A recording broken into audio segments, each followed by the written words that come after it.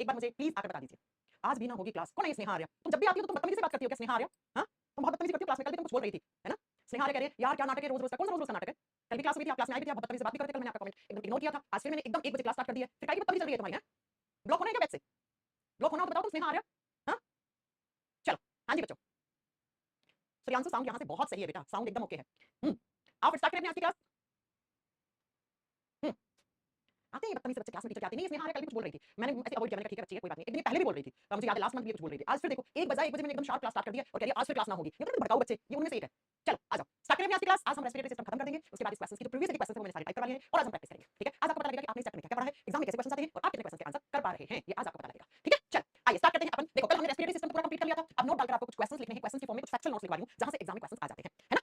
चल आइए स्टार्ट करते हैं। अगर किसी बच्चे को माइक्रोफोन में आवाज कम आ रही है ना तो आज की क्लास के बाद मैं चेक करवाती हूं, है ना? आज के बाद में क्लास जैसे क्लास खत्म हो जाएगी 2 बजे तो मैं टेक्निकल टीम वाले बंदे को लाइन पे लेके चेक करवाती हूं कुछ सेटिंग में गड़बड़ तो नहीं है, क्योंकि मेरा माइक बहुत अच्छा माइक है और इनफैक्ट मैंने माइक का ये भी लगा रखा है, इससे आवाज और अच्छी आती है। तो अगर कुछ है ऐसी प्रॉब्लम तो आज मैं क्लास के बाद पक्का 100% चेक करवाऊंगी। हो सकता है ऑब्वियसली कुछ सेटिंग कर रखी हो इन लोगों ने, है ना? चल स्टार्ट करते हैं अपनी आज की क्लास। मैम रेस्पिरेटरी के तीनों लेक्चर्स में मजा आ गया, आज बेटा प्रैक्टिस करोगे तो और ज्यादा मजा आएगा। चलो स्टार्ट करते हैं। देखो मैंने रेस्पिरेटरी सिस्टम कंप्लीट करवा दिया था, क्या काम होता है लंग्स का, है ना? नोज, नोज के बाद फेरिंग्स, फ्लेयरिंग सब कुछ मैंने आपको बता दिया था कल की क्लास में। लंग्स, एल्वेलाई ये सब क्या होता है। अब कुछ तो आज हम रेस्पिरेटरी सिस्टम की बीमारियां पढ़ेंगे, है ना? कि क्या क्या डिजीज होती है इस सिस्टम में, फेफड़ों में कौन-कौन सी बीमारियां होती है और कुछ आपको फैक्ट्स लिखवा रही हूं जो एग्जाम में आ जाते हैं। चलिए आइए पहला फैक्ट, क्या वो कौन सा इंस्ट्रूमेंट है जिससे हम रेस्पिरेशन रेट मेजर करते हैं कि आप 1 मिनट में कितनी बार सांस ले रहे हो? सबसे पहले आप बताओ मुझे 1 मिनट में हम कितनी बार सांस लेते हैं? एक अडल्ट पर्सन, अडल्ट का मतलब होता है 18 साल का हो गया, उस अडल्ट पर्सन की रेस्पिरेशन रेट कितनी होनी चाहिए? तो बेटा 12 से 15 पर मिनट। 1 मिनट में आप 12 से 15 बार तो भैया सांस लेते ही लेते हैं, लेना जरूरी है। क्योंकि अगर इससे कम बार सांस ले रहे हैं तो आपकी बॉडी में ऑक्सीजन का लेवल डिक्रीज हो सकता है। लेकिन जो छोटे बच्चे होते हैं, चाइल्ड छोटे बच्चे होते हैं, उनका रेस्पिरेशन रेट ज्यादा होता है। पता है 1 मिनट में 20 से 22 बार सांस लेते हैं। तो अगर आपसे एग्जाम में पूछे कैसे क्वेश्चन आएगा कि अडल्ट पर्सन में ये क्या लिखवा रही हूं मैं, ये रेस्पिरेशन रेट है बेटा, आरआर है। आरआर का मतलब होता है श्वसन दर, यानी कि 1 मिनट में आप कितनी बार सांस लेते हो। तो 1 मिनट में हम 12 से 15 बार सांस लेते हैं, ठीक है? मिनिमम इतना लेना पड़ेगा आपको।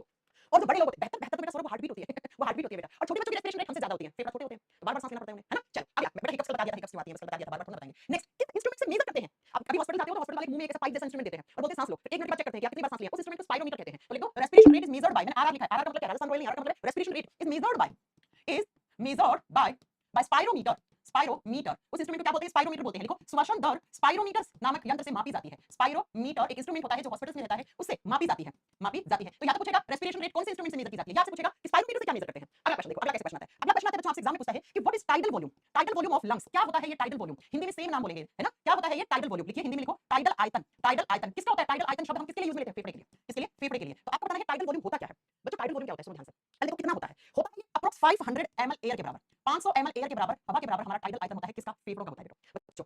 अब एग्जामिनर पूछता है मैम आपके पास नोट्स भेजने हैं, किसके नोट्स भेजने हैं? आपने बनाए नोट्स वो भेजने हैं क्या? तो बेटा आप इंस्टाग्राम पे भेज सकते हैं। सुनो क्या होता है tidal volume. The total volume of air, एक बार सांस लो, देखो मैं समझाती हूं आपको। एक बार सांस लिया, एक बार सांस छोड़ो, तो सांस लेने में और सांस छोड़ने में जो टोटल एयर हमारे फेफड़ों ने यूज ली है उसे हम क्या कहते हैं? उसे हम टाइडल वॉल्यूम कहते हैं। उसे हम क्या कहते हैं? टाइडल वॉल्यूम कहते हैं। The amount of total air that is used by lungs at the time of exhalation and inhalation. कहने का मतलब क्या हो गया? सांस लेते समय, सांस छोड़ते समय जितना भी साफ हवा हमारे फेफड़ों ने काम में ली है उसे हम टाइडल वॉल्यूम कहते हैं। और हमारे फेफड़ों का टाइडल वॉल्यूम कितना होता है? 500 ml एयर के बराबर होता है। परिभाषा आपसे नहीं पूछता एग्जामिनर, आपको नहीं याद रखनी है। अगर लिखनी है तो फिर भी लिख लो, मैं लिखवा देती हूं। The total amount of air, the total amount of air is used by lungs at the time inhalation and exhalation, at the time of inhalation का मतलब क्या होता है? सांस अंदर लेना। and exhalation का मतलब क्या होता है? exhalation का मतलब होता है सांस बाहर छोड़ना। तो हिंदी में लिखो सांस लेते समय और सांस छोड़ते समय, मैं हिंदी में बोल रही हूं, लिखा अपने आप लेना। सांस लेते समय और सांस छोड़ते समय जो हवा की कुल मात्रा फेफड़ों द्वारा काम में ली गई है उस मात्रा को टाइडल आयतन कहा जाता है। ठीक है, समझा मैंने दिया है, लिख अपने आप लेना अपनी परिभाषा में, वैसे नोट्स में लिखा हुआ है। सांस लेते समय, सांस छोड़ते समय जितना भी सारा हवा हमारे फेफड़ों ने काम में ली है, जितनी हवा फेफड़ों के अंदर काम में ली गई है उसी को हम क्या कहते हैं? उसी को हम टाइडल वॉल्यूम ऑफ लंग्स कहते हैं, जो 500 ml के बराबर होती है। अब जो एक और पूछता है examiner, residual volume of lungs क्या होता है? कितना नहीं होता है ये नहीं बता सकते, पर्सन टू पर्सन वेरी करता है। देखो रेसिडुअल वॉल्यूम ऑफ लंग्स क्या होता है? अगले स्लाइड में लिखवा रही हूं, ठीक है? ये तो हो गया टाइडल वॉल्यूम। अब एक दूसरी परिभाषा आपको याद रखनी है, क्या? रेसिडुअल वॉल्यूम ये क्या होता है बच्चों? आप एक लंबी सी सांस लो, ठीक है? एक लंबी सी सांस लो, बहुत कस के सांस लो, ठीक है? कस के सांस का मतलब है एक लंबी सी सांस लो, ठीक है? ले लिया आपने लंबी सी सांस। अब जितना प्रेशर लगा सकते हो उतने प्रेशर के साथ एक लंबी सी सांस बाहर छोड़ो, छोड़ो, छोटी सांस। अब बच्चों सांस छोड़ने के बाद जितना भी अमाउंट एयर का हमारे फेफड़ों के पास बचा है उसे रेसिडुअल वॉल्यूम ऑफ लंग्स कहते हैं।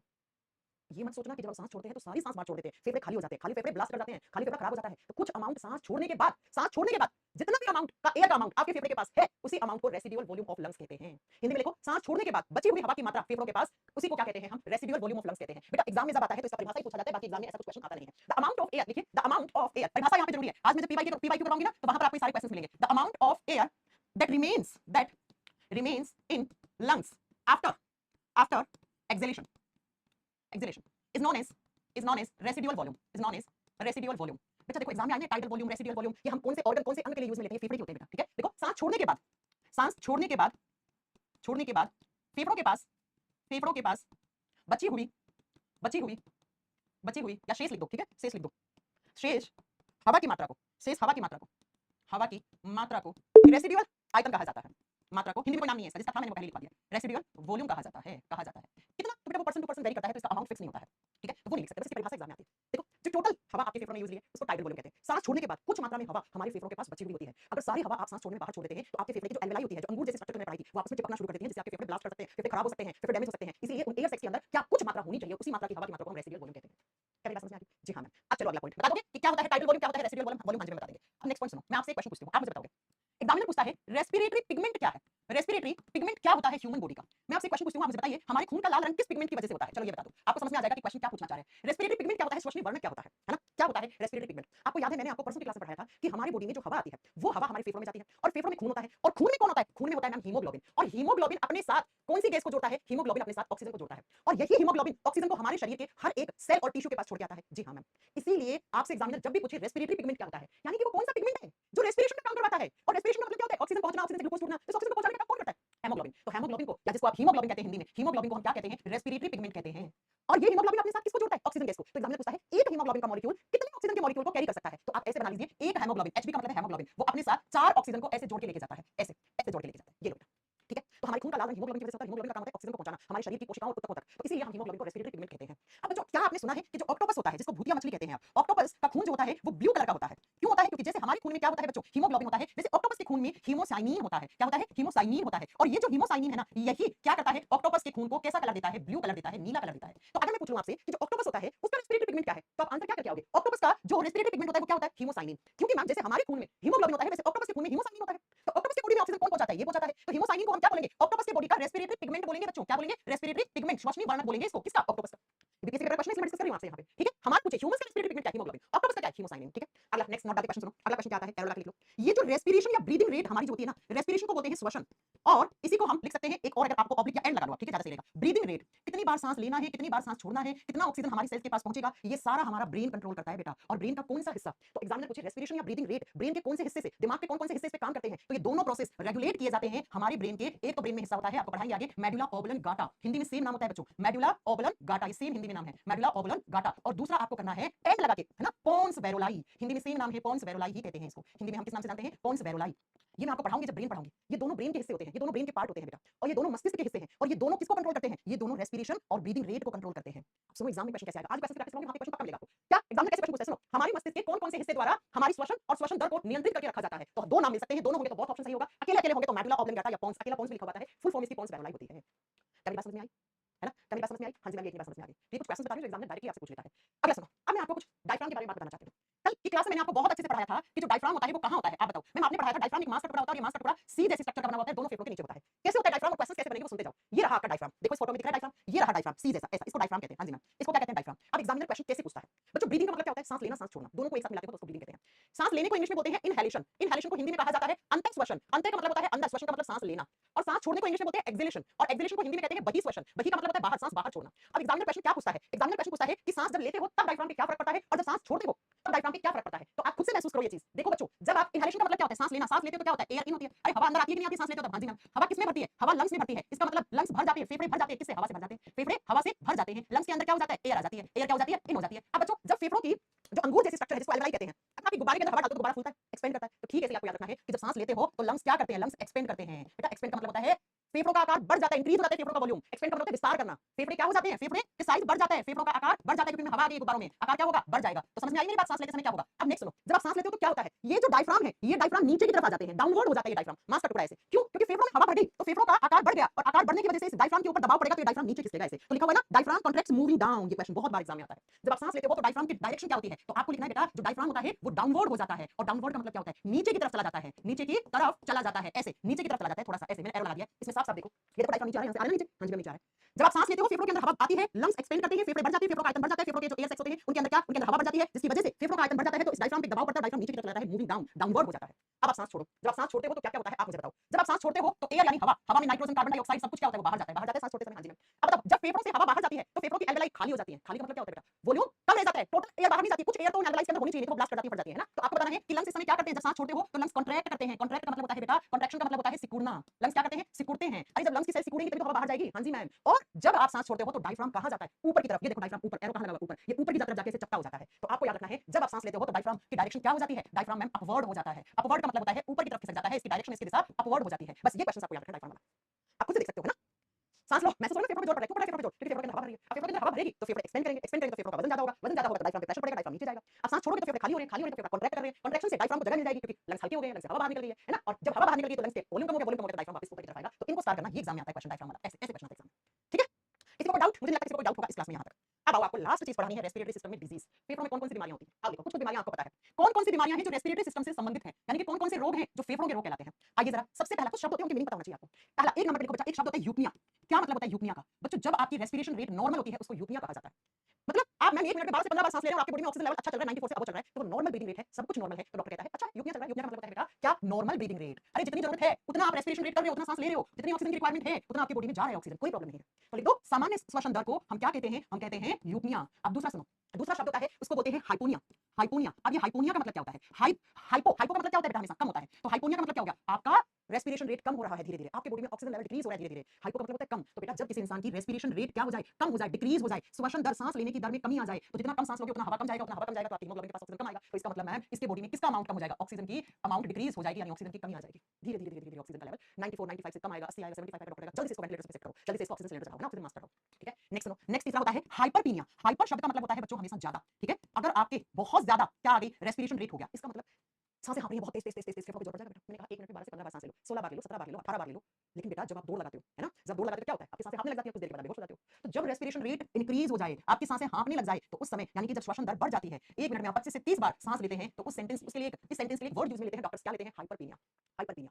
चौथा शब्द होता है उसको बोलते हैं अनोक्सिया। अनोक्सिया शब्द का मतलब होता है भैया बिल्कुल भी बॉडी में क्या नहीं बचा? ऑक्सीजन नहीं बचा। No oxygen between cells and tissues, no oxygen. अरे ऑक्सीजन है ही नहीं, ऑक्सीजन की इतनी ज्यादा कमी हो गई कि सेल्स ऑक्सीजन ऑक्सीजन चिल्ला रहे हैं। नो ऑक्सीजन, ऑक्सीजन की कमी है, ऑक्सीजन नहीं मिल पाता है हमारी बॉडी को, तब उसके लिए हम क्या शब्द यूज लेते हैं? हम तो क्या डॉक्टर? अनोक्सिया। अनोक्सिया का मतलब है कोशिकाओं ऊतकों ऑर्गन्स के बीच में ऑक्सीजन आया ही नहीं है, ऑक्सीजन खत्म हो गया, आपकी बॉडी में ऑक्सीजन बिल्कुल नहीं है। उसके लिए डॉक्टर कौन सा शब्द यूज करता है? अनोक्सिया शब्द यूज करता है। पांचवा जो होता है फेफड़ों के अंदर, इसको बोलते हैं ब्रोंकाइटिस डिजीज। ब्रोंकाइटिस रोग। कल की क्लास में मैंने आपको पढ़ाया था कि जो हमारा विंड पाइप होता है, जो हमारी वायु नलिका होती है, जब वो फेफड़ों में एंटर करती है, प्रवेश करती है, याद है आपको कि ऐसे ये विंड पाइप ऐसे जाके डिवाइड हो जाती है, फिर ऐसे पतली पतली ऐसे डक्ट्स में पतली पतली नलियों में डिवाइड हो जाती है, और इन्हीं नलियों को हम क्या कह रहे थे? इन्हीं नलियों को हम ब्रोंक्यूल्स या पहले ब्रोंकाई बोला, फिर हम ब्रोंक्यूल्स बोल रहे थे। बेटा जो लोग बहुत सालों से और बहुत ज्यादा स्मोकिंग करते हैं, बीड़ी या फिर क्या सिगरेट पीते हैं, उनको ये बीमारी हो जाती है ब्रोंकाइटिस डिजीज। अच्छा क्या होता है इसमें? बीड़ी और सिगरेट के अंदर जो धुआं होता है, जो निकोटीन होता है, जो टार होता है, वो टार हवा के साथ आता है और इन नलियों के अंदर ऐसे टार जमना शुरू हो जाता है, और धीरे धीरे जो नलियां होती हैं ये सिकुड़ जाती हैं, इनमें टार जम जाता है, जिसकी वजह से इस इंसान के फेफड़े के अंदर, ये आपका फेफड़ा है, इस फेफड़े के अंदर ऑक्सीजन प्रॉपर नहीं पहुंच पाती है, तो धीरे धीरे इस इंसान की बॉडी में ऑक्सीजन की कमी होना शुरू हो जाती है, इसको अटैक्स पड़ना शुरू हो जाते हैं, इसी को कहा जाता है ब्रोंकाइटिस डिजीज। ब्रोंकाइटिस डिजीज में क्या होता है? तो बेटा ये जो मैंने कल पढ़ाई थी, क्या ब्रोंकाई या दूसरा क्या पढ़ाया था? दूसरा डिवीजन ब्रोंक्यूल्स पढ़ाया था, याद है ना? इन ब्रोंक्यूल्स के अंदर क्या हो जाता है? जो लोग स्मोकिंग करते हैं, बीड़ी और सिगरेट पीते हैं, उसका टार या जो बीड़ी सिगरेट के अंदर क्या होता है? निकोटीन होता है, वो निकोटीन आके जम जाता है। निकोटीन की स्पेलिंग में सही आता है ना? निकोटीन, निकोटीन आके जम जाता है, या सिगरेट और बीड़ी का जो धुआं होता है, जो स्मोक होता है, वो आके जम जाता है, और ये नलियां धीरे धीरे धीरे धीरे अंदर से खराब होना शुरू हो जाती हैं या ब्लॉक होना शुरू हो जाती हैं, और ऐसे लोगों के फेफड़ों के पास ऑक्सीजन सही से नहीं पहुंचती है, तो इसका क्या हो जाता है? इस इंसान को सांस लेने में तकलीफ हो जाती है। अभिषेक जी कह रहे हैं क्या कि मैम इसी को कुपिका भी कहते हैं। कुपिका बेटा किसको कहते हैं? एल्वेलाई को कहते हैं, बताया था बहुत अच्छे से। तो ब्रोंकाइटिस डिजीज किसको होता है? जो लोग चेन स्मोकर्स होते हैं, कई सालों से पीते हैं, जैसे मैंने बताया शाहरुख खान को ब्रोंकाइटिस डिजीज थी पहले, तो फिर पता लगा 4 साल की उम्र में सिगरेट पीना छोड़ दिया था। अब मुझे पता, मैं कोई पर्सन जानती हूं शाहरुख खान को, अब पीते कि नहीं पीते, लेकिन उनको ब्रोंकाइटिस डिजीज थी, ये पक्का था। तो ये फेफड़ों की बीमारी है, और ये सिगरेट पीने से और बीड़ी पीने से होती है बेटा। बीड़ी और सिगरेट में जो टार और निकोटीन होता है ना, वो आके जम जाता है, जिससे ब्रोंकाइटिस ब्लॉक हो जाती है। ये ब्रोंकियल्स या ब्रोंकाइटिस लाइन होती है, पतली पाइप की ब्लॉक हो जाती है। चलो अगला पांचवा डिजीज क्या होता है? पांचवा होता है हे फीवर। हाँ हे फीवर, हे बुखार, हिंदी में सेम नाम है हे बुखार। ये कैसा बुखार है? हाँ बेटा एग्जाम में आता है। पहली बात, हे फीवर जनरली आपको लगता है कि बुखार होता है तो बुखार में हड्डियां टूटती है ना, सर में दर्द होता है, ये सब। सुनो, हे फीवर जो है वो आपकी लंग्स में इंफेक्शन करता है। अब लंग्स में क्या इंफेक्शन करता है? फेफड़ों में संक्रमण करता है ये बुखार। ये कौन से ऑर्गन को डैमेज करता है? फेफड़ों को। अब ये होता कैसे है बच्चों? आप ऐसे हवा ले रहे हैं जिस हवा में कोई माइट आ गया। माइट समझते हैं? माइट्स का मतलब होता है छोटे मोटे कीड़े मकोड़े। अरे जब बारिश होती है तो छोटे मोटे आजकल बारिश के समय बहुत अलग अलग प्रकार के कीड़े नहीं आते, बहुत छोटे छोटे माइट्स, पता नहीं छोटे छोटे उड़ने वाले माइट्स है ना। या हमारे प्लांट्स में होते हैं पोलिन ग्रेन्स, बस इसको स्टार्ट कर लो। पोलिन ग्रेन्स को कहते हैं हिंदी में परागकण। ये परागकण क्या होता है? आपने 10वीं क्लास में पढ़ा था, एक फूल होता है, फूल में एक नर वाला जननांग भाग होता है, एक मादा जननांग भाग होता है, एक मेल फ्लावर होता है, एक फीमेल फ्लावर होता है, हिबिस्कस के उसमें दिखाया होगा, क्या कहते हैं, गुड़हल के उसमें दिखाया होगा, है ना। तो सुनो, ये पोलिन ग्रेन मेल गैमेट्स होते हैं, आपको बॉटनी में आगे पढ़ाएंगे। ये पोलिन ग्रेन क्या होता है? जब आप गुड़हल का फूल लेते हैं तो ऐसे तोड़ते हैं उसको, तो आपके हाथ में से सफेद या लाइट येलो कलर का पाउडर सा चिपकता है, उसी पाउडर को पोलिन ग्रेन कहते हैं। तो जब आप आपके गार्डन में या कहीं भी आप ऐसी जगह घूमते हैं जहां पर ऐसे पौधे ऐसे फूल लगा रखे हैं आपने, जिन फूलों में पोलिन ग्रेन्स होते हैं, परागकण होते हैं, तो आप हवा तो ले रहे हो जब पौधों के पास जा रहे हो, तो उसी हवा में ये पोलिन ग्रेन्स आ जाते हैं, या ये माइट्स आ जाते हैं। माइट्स का मतलब होता है दीमक, दीमक जैसे कीड़े मकोड़े, है ना। तो ये आ जाते हैं और कहां पर? सांस लोगे तो सांस के साथ कहां जाते हैं? फेफड़ों में आ जाते हैं। तो ये फेफड़ों में इंफेक्शन करेंगे और आपको बुखार आएगा, इसी बुखार को हे फीवर कहते हैं। आपको दो चीजें याद रखनी है। क्या क्या चीजें? पहली चीज याद रखनी है आपको कि जो हे फीवर होता है वो फेफड़ों में इंफेक्शन करता है। दूसरी चीज, दीमक या परागकण जब आते हैं तो वो कौन से बुखार करते हैं? हे बुखार करते हैं, हे फीवर करते हैं। ये स्टार्ट कर लेना, परागकणों के इंफेक्शन से कौन सा बुखार होता है? हे फीवर होता है। ये 5 क्वेश्चन हो गए, ठीक है। छठा सुनो, छठा होता है एक बीमारी जिसको हम कहते हैं एस्बेस्टोसिस। 6 नंबर पे क्या? एस्बेस्टोसिस।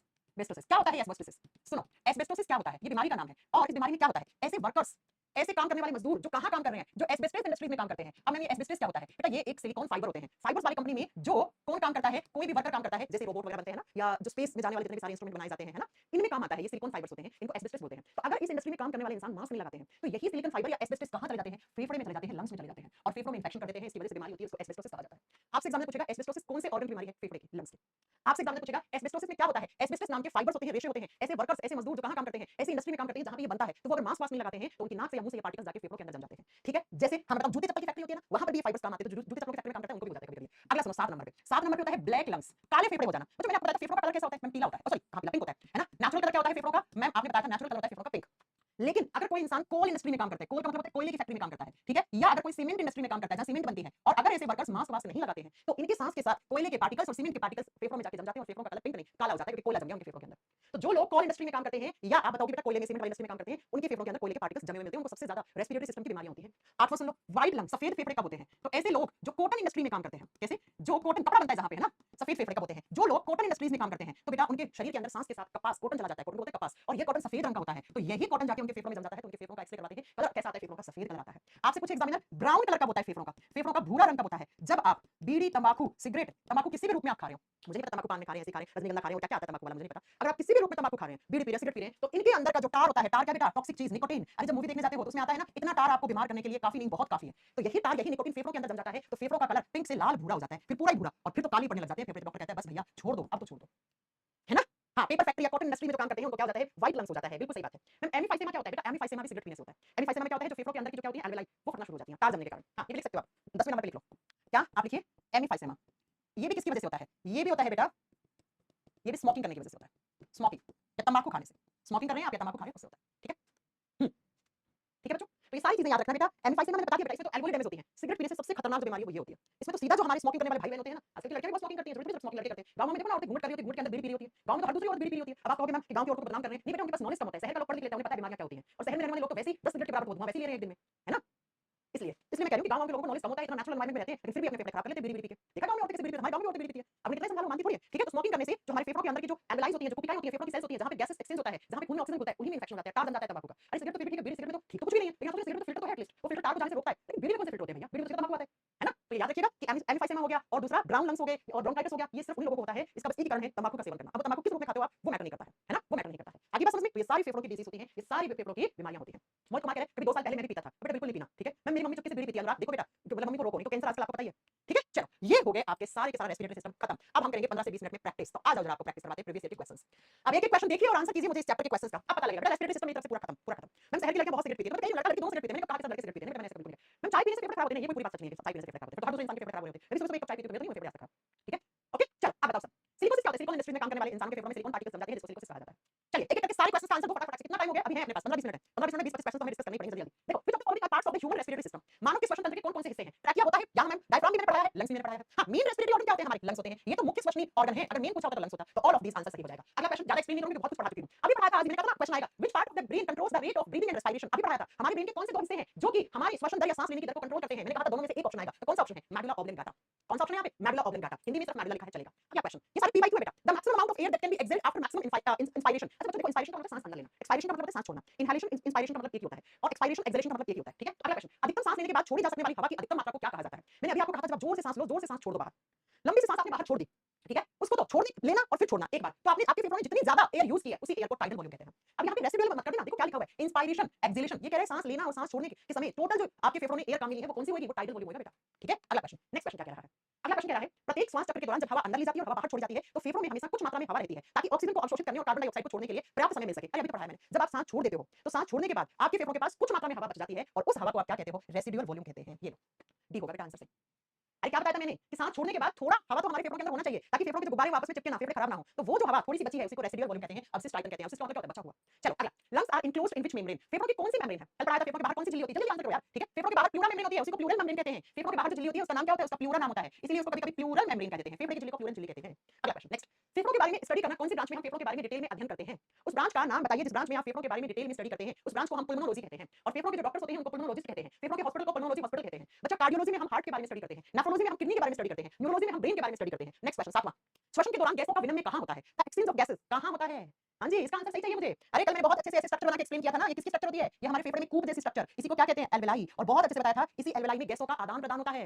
इसी एल्वेलाई में ऑक्सीजन तो खून में घुलता है और CO2 यहाँ से बाहर जाता है। इसी को बोलते हैं एक्सचेंज ऑफ गैसेस, गैसों का आदान-प्रदान होना। तो गैसों का आदान-प्रदान कहाँ होता है? फेफड़ों की कुपिकाओं में, फेफड़ों की कोशिकाओं में। और इन कोशिकाओं को नाम क्या देते हैं? एल्वेलाई। एल्वेलाई को हिंदी में कभी-कभी कुपिका लिख देते हैं। मैंने बताया था ना ये पढ़ाते समय, बहुत अच्छे से बताया था। तो आंसर होगा बी। अच्छा ये क्वेश्चन ऐसे आ जाता, हमारे शरीर में डिफ्यूजन कहाँ होता है? या फेफड़े के कौन से हिस्से में डिफ्यूजन होता है? तब भी आपका आंसर क्या होता? तब भी आपका आंसर यही होता है बच्चों। डिफ्यूजन क्या होता है? एयर का हाई प्रेशर से लो प्रेशर की तरफ जाना डिफ्यूजन कहलाता है। तो यही तो डिफ्यूजन होता है, तब भी आपका आंसर सेम हो पाता। आपका कांसेप्ट क्लियर होना चाहिए, क्वेश्चन लैंग्वेज मैटर नहीं करती है। What is the reason that the lungs have alveoli? फेफड़ों के पास एल्वेलाई क्या करती है? क्यों है फेफड़ों के पास एल्वेलाई? आप बताओ।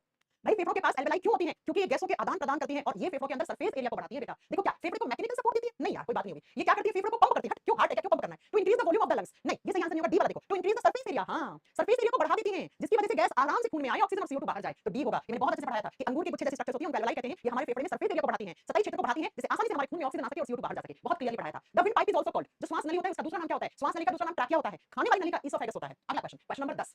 अगला question, which part of the respiratory system prevents the trachea from collapsing? अच्छा हाँ, मैंने कहा था कि हमारी ट्रैकिया जो होती है, विंड पाइप होती है, उसके ऊपर ऐसे सी आकार के छल्ले पाए जाते हैं और इन छल्लों को क्या काम होता है? मैंने कहा था किसी दिन बहुत प्रेशर से हवा आई तो हमारा विंड पाइप कोलैप्स कर जाएगा। कोलैप्स का मतलब क्या होता है? फट जाएगा, टूट जाएगा। तो टूटने से फटने से कौन बचाता है? रिंग्स ऑफ कार्टिलेज, है ना? कौन सी कार्टिलेज थी बच्चों याद करो? हाइलीन कार्टिलेज थी। कौन सी कार्टिलेज थी? Hyaline cartilage. ये कार्टिलेज के छल्ले जो होते हैं ना, ये ट्रैकिया को ऐसे पकड़ के रखते हैं, उसे मजबूती देते हैं ताकि अगर किसी दिन प्रेशर से हवा आ जाए तो बेटा आपकी जो विंड पाइप है वो कोलैप्स ना करे, वो फटे ना। तो फटने से बचाते हैं ये, ठीक है? अगला, what triggers the urge to breathe in a healthy individual? क्या कह रहा है? एक स्वस्थ व्यक्ति में सांस लेने की इच्छा किस कारण से उत्पन्न होती है? भैया आप में सांस लेने की इच्छा किस कारण से उत्पन्न हो सकती है? आप बताओ। डिक्रीज्ड ऑक्सीजन लेवल, सीधी सी बात है भैया, सांस लेने का मन कब करता है? जब जिंदा रहने के लिए। और जिंदा कब रहोगे? जब आपके बॉडी में ऑक्सीजन सही मात्रा में रहेगा। तो जब हमारे शरीर के अंदर ऑक्सीजन के स्तर में कमी आ जाती है तो हमारी बॉडी के अंदर क्या होना चाहिए? हमारी बॉडी के अंदर सही मात्रा में क्या आनी चाहिए? सांस आनी चाहिए। तो ये कैसा क्वेश्चन था, है ना? ये पूछ रहा है कि इंसान जिंदा रहने की इच्छा क्यों जताता है? ठीक है? तो एक स्वस्थ व्यक्ति सांस लेने की इच्छा क्यों करता है? ताकि भैया उसकी बॉडी में ऑक्सीजन जाता रहे, ताकि वो बीमारियों से बचा रहे, ताकि वो जिंदा रहे भैया, सीधी बात है। चल अगला क्वेश्चन, श्वसन की प्रक्रिया के दौरान एक ग्लूकोज अणु के साथ कितने ऑक्सीजन के अणु जुड़े होते हैं? अब ग्लूकोज का फॉर्मूला क्या होता है? C6H12O6। तो क्या पूछ रहा है? ग्लूकोज के फॉर्मूले में क्या पूछा है? ग्लूकोज अणु में कितने ऑक्सीजन, ऑक्सीजन के कितने होते हैं? ऑक्सीजन 6 होते हैं बेटा। तो 6 आंसर सही हो जाएगा इसका। चल अगला क्वेश्चन, एटीपी का फुल फॉर्म क्या होता है? हमारी बॉडी में जो एनर्जी होती है उसको हम एटीपी का नाम देते हैं और एटीपी का फुल फॉर्म होता है एडिनोसिन ट्राइफॉस्फेट। ये कट जाएगा, ये कट जाएगा। एडिनोसिन ट्राइफॉस्फेट, टेट्रा का मतलब होता है 4, मैंने बताया था ट्राइफॉस्फेट, ट्राई का मतलब होता है 3, तो 3 फॉस्फेट जब एडिनोसिन के साथ जुड़ते हैं तो उसको एटीपी कहा जाता है। एडिनोसिन ट्राइफॉस्फेट होगा। 13वां क्वेश्चन का सी आंसर सही होगा। अगला क्वेश्चन मुझे आप बताओगे, where does the glucose break down in pyruvate during energy production? मैंने बहुत अच्छे से पढ़ाया था ये चीज। याद है मैंने कहा था रेस्पिरेशन दो प्रकार से होता है, एरोबिक एनारोबिक रेस्पिरेशन। मैंने कहा था पहला स्टेप कॉमन रहता है हमेशा, नोट डाल के लिखवाया था बहुत अच्छे से। और मैंने कहा था नोट का मतलब मोस्ट इंपोर्टेंट क्वेश्चन। मैंने कहा था कि पहले स्टेप में हमेशा ग्लूकोज जो होता है वो किस में टूटता है? वो पाइरूवेट में टूटता है। अब अगर इस पाइरूवेट को ऑक्सीजन मिला तो एरोबिक रेस्पिरेशन होगा, ऑक्सीजन नहीं मिल पाया तो एनारोबिक रेस्पिरेशन होगा। और फिर मैंने बहुत अच्छे से पढ़ाया था कि ये जो पहला स्टेप होता है ये हमेशा साइटोप्लाज्म में होता है, ये हमेशा कोशिका के अंदर जो लिक्विड होता है जिसको हम साइटोप्लाज्म कहते हैं, कोशिका द्रव्य कहते हैं, उसमें होता है। लेकिन अब अगर पाइरूवेट को ऑक्सीजन मिला तो ये माइटोकॉन्ड्रिया में होगा, अगर पाइरूवेट को ऑक्सीजन नहीं मिला तो ये फिर से साइटोप्लाज्म में होगा। तो अब इस क्वेश्चन का आंसर दो। क्या कह रहे हैं कि जब ग्लूकोज पाइरूवेट में टूटता है तो ये प्रोसेस कहां होती है? तो आपका आंसर साइटोप्लाज्म होगा। कुछ बच्चे माइटोकॉन्ड्रिया दे रहे हैं, माइटोकॉन्ड्रिया नहीं होगा, तुम ढंग से पढ़ लो। माइटोकॉन्ड्रिया में ये वाला प्रोसेस होगा, तुम ढंग से पढ़ लो, मैंने बहुत अच्छे से नोट डाल के समझाया था आपको ये चीज, ठीक है? आगे अगला question, next question, which of the following is the common product produced during aerobic and anaerobic respiration initially in the first step? आगे अगला क्वेश्चन, चाहे एरोबिक रेस्पिरेशन हो चाहे एनारोबिक रेस्पिरेशन हो, बेटा टीबी निमोनिया आगे डिजीज वाला चैप्टर पढ़ाएंगे संकेत कुमार खुशवा, ठीक है? चाहे एरोबिक हो चाहे एनारोबिक हो, पहला स्टेप दोनों में कॉमन होता है और पहले स्टेप में क्या बनता है? हमेशा पाइरूवेट बनता है। इसका फॉर्मूला चेक करना, आई थिंक पाइरूवेट का C3H3O3 होता है फॉर्मूला, बाकी देख लेना, ठीक है? चल अगला question, which of the following statement is false? आपको गलत स्टेटमेंट ढूंढना है, ठीक है? क्या क्या क्या in the first phase of respiration breakdown of glucose takes place? हां पहले स्टेप में हमेशा क्या बनता है? ग्लूकोज टूटता है, ठीक है यार? तो सही स्टेटमेंट आपको गलत ढूंढना है, ठीक है? In the mitochondria acidic acid is broke down in utilising oxygen. Mitochondria में एसिडिक एसिड टूटता है क्या? नहीं मैम ग्लूकोज टूटता है, तो ये गलत है, गलत बी नंबर पे है। चलो बाकी देखते हैं क्या सही है क्या। पाइरूविक एसिड या पाइरूवेट सेम नाम होता है, ठीक है? पाइरूवेट को पाइरूविक एसिड बोलते हैं। फर्स्ट फेज में बनता है, बिल्कुल सही बात है। Oxygen is not necessary for the fermentation process, fermentation से शराब बनती है और मैंने कहा था शराब फर्मेंटेशन एनारोबिक रेस्पिरेशन का एग्जांपल होता है। तो ये सही है, ये सही है, ये सही है, गलत है तो गलत सही ढूंढना था, बी वाला गलत है। Next question, during energy production when there is a lack of oxygen in our muscles the 6 carbon molecules converted into how many carbon molecule? अरे भैया जब हमारी मांसपेशियों में ये पढ़ाया था मैंने, देखो सारे क्वेश्चन कर पा रहे हैं, मैंने कहा था इस चैप्टर से नया क्वेश्चन नहीं बनेगा। अगर तुम मेरी क्लास से कर लोगे तो एक दो क्वेश्चन स्किप नहीं करोगे, सेम चीज है। रुद्र प्रताप सिंह सिलेबस कब खत्म होगा? आज कर दो, तुम कहो तो लिखवा दो बैच में सिलेबस कंप्लीट। सुनो मैंने कहा था क्या कि जब एनर्जी बनती है हमारी मांसपेशियों के पास ऊर्जा बनती है और जब ऑक्सीजन की कमी हो जाती है तो हमारी मांसपेशियों का ग्लूकोज लैक्टिक एसिड में बदल जाता है और लैक्टिक एसिड में कार्बन की संख्या 3 होती है बेटा। लैक्टिक एसिड का फॉर्मूला है C3H6O3। तो ये क्वेश्चन ऐसे आंसर करना था इसको। कुछ बच्चों को गलत हो गया, दो कैसे? बी वाला ऑप्शन दो है। अरे सुनो जब हमारी मांसपेशियों में एनारोबिक रेस्पिरेशन होता है तो हमारी मांसपेशियों में ग्लूकोज किस में जाता है? लैक्टिक एसिड में। ग्लूकोज में कार्बन की संख्या 6 होती है बेटा। तो ये क्वेश्चन अभी ऐसे भी आ सकता है, ऐसे पूछा है 6 कार्बन वाला कितने कार्बन में? 3 कार्बन में। 6 कार्बन वाला है कौन? ग्लूकोज है। किसमें बदल रहा है? एक एसिड में। कौन सा एसिड? Lactic acid. और इसी एसिड के जमाव के कारण आपकी मांसपेशियों में थकान, क्रैम्प, मांसपेशियों में दर्द होना शुरू हो जाता है। अगला question, next question, in aerobic respiration glucose breaks down into, aerobic respiration में क्या बनता है? अब आप बताओ बेटा। एरोबिक रेस्पिरेशन में क्या टूटता है? ग्लूकोज टूटता है, किसकी सहायता से? ऑक्सीजन की सहायता से। तो क्या बनता है? कार्बन डाइऑक्साइड बनता है, वाटर बनता है और साथ में एनर्जी निकलती है एडिनोसिन ट्राइफॉस्फेट के रूप में। अब देख लो क्या क्या बनता है। मैम कार्बन डाइऑक्साइड बनता है, हां जी, पानी बनता है, हां जी, एनर्जी बनती है, हां जी, तो सही है। Carbon dioxide alcohol aerobic respiration बनता है? नहीं मैम, अल्कोहल काट दो, कार्बन डाइऑक्साइड एनर्जी नहीं, वाटर बनेगा, तो ये वाला ऑप्शन सही है। अगला question, formed in muscles by anaerobic respiration of glucose, हमारी मांसपेशियों में अनॉक्सिक श्वसन होता है तो कौन सा एसिड बन जाता है? आप बताओगे लैक्टिक एसिड, लैक्टिक अम्ल बन जाता है और यही लैक्टिक अम्ल हमारी मांसपेशियों में जम जाता है। इसके जमाव के कारण आपको थकान होती है, आपकी मांसपेशियों में क्रैम्प आते हैं, ऐसे झनझन की आवाज आती है। मुझे लगता है क्लास स्टॉप हो गई बिकॉज़ 1 घंटे का टाइम लगा हुआ है ना। तो क्लास रुक गई है ना, 2 बज के 2 मिनट हो गई है। कोई बात नहीं, चलो मैंने मोटा-मोटा 19 क्वेश्चंस की प्रैक्टिस करवा दी आपको। मुझे लगता है क्लास रुक गई है क्योंकि वो 1 घंटे की क्लास होती है ना तो उससे ऊपर आज का सर्वर लेता नहीं है। कोई बात नहीं बच्चों, ठीक है? कल मिलेंगे आपसे, कल हम नया चैप्टर शुरू करेंगे।